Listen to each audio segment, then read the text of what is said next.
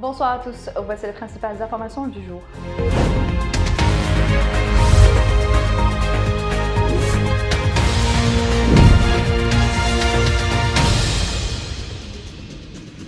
Le ministre français de l'Europe et des Affaires étrangères, Jean-Yves Le Drian, a souligné hier à Alger l'importance qu'accorde son pays à la relance des relations bilatérales avec l'Algérie, qu'il qualifie d'essentielle pour les deux pays.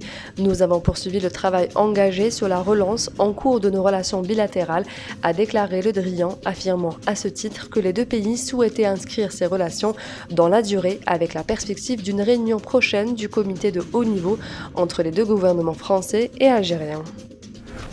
L'Algérie a été élue pour un mandat de 4 ans à compter du 1er janvier 2023 au comité chargé des organisations non gouvernementales et à la commission de la science et de la technique au service du développement de l'ECOSOC, et ce lors des élections tenues mercredi à New York par le Conseil économique et social de l'ONU pour la constitution de nouveaux membres de ces deux organes.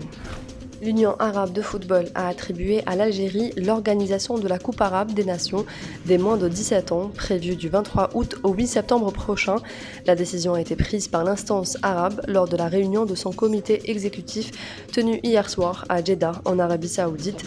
Pour rappel, l'Algérie organisera également la Coupe d'Afrique des Nations des moins de 17 ans du 8 au 30 avril 2023, qualificative à la Coupe du Monde de la catégorie.